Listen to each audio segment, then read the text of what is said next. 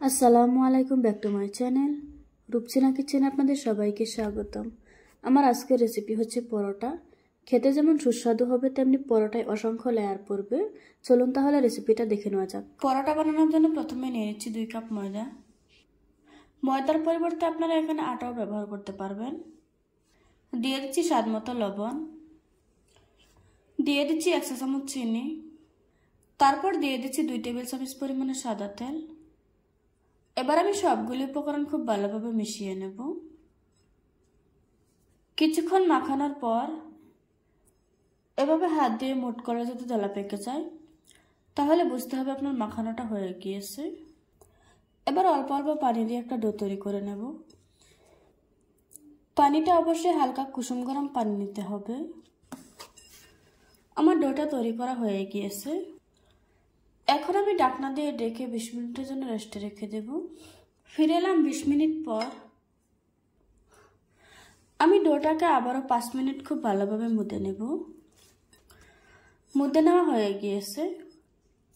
ডোটাকে আমি 5টা ভাগে ভাগ করে নিয়েছি। আমি একটা লেচি নিয়ে নিচ্ছি। এবার একটা রুটি বেলে নেব। রুটি বেলার সুবিধাতে একটু ময়দা ছড়িয়ে নিচ্ছি। এই রুটিটা একটু পাতলা এবং বড় করে বেলে নিতে হবে। আমার রুটিটা বেলে নেওয়া হয়ে গিয়েছে। এবার আমি রুটির উপরে একটু তেল লাগিয়ে নিচ্ছি আর সামান্য একটু ময়দা ছড়িয়ে নিচ্ছি। এখন তেল আর ময়দাটাকে মিশিয়ে নেব।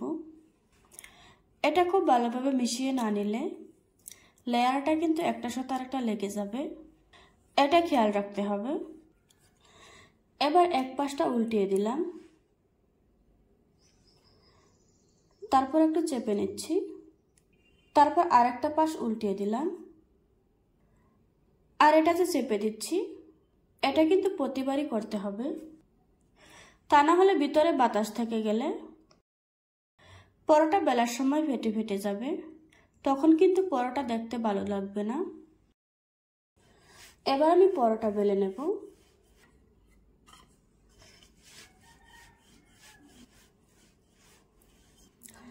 আমার পরোটা বেলে নেওয়া হয়ে গিয়েছে। এভাবে করে আজকে আমি সবগুলি পরোটা বেলে নেব। এখন আমি প্যানটাকে হালকা গরম করে নেব। এবার আমি প্যানের মাঝে একটা পরোটা দিয়ে দিচ্ছি। এখন আমি মিডিয়াম আঁচে পরোটাটা ভেজে নেব। প্রথমে আমি তেল দেব না, তেল ছাড়া কিছুক্ষণ ছেঁকে নেব। নিচের পাশটা শক্ত হয়ে এসেছে। এবার আমি উল্টিয়ে দিচ্ছি। আমি কিন্তু এখনো পর্যন্ত তেল দেই নাই। আপনারা দেখতে পাচ্ছেন আমার পরোটাটা কি সুন্দরভাবে ফুলে উঠেছে। পরোটাতে হালকা কালার চলে এসেছে। এবার আমি পরোটার উপরে তেল দিয়ে দিচ্ছি।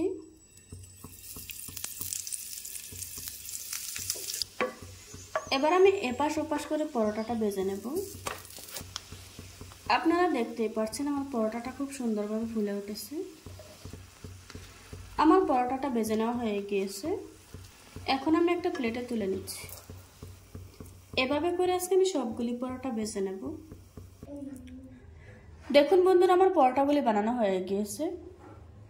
একটা ছিঁড়ে আপনাদের সাথে শেয়ার করছি।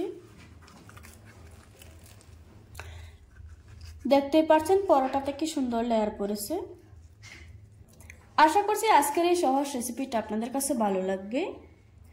ভালো লাগলে আমার চ্যানেলটা সাবস্ক্রাইব করে পাশে থাকা বেল বাটনটি অন করে রাখবেন। আবারও কথা হচ্ছে নতুন কোনো ভিডিওতে। ততক্ষণ সুস্থ থাকবেন, ভালো থাকবেন। আল্লাহ হাফেজ।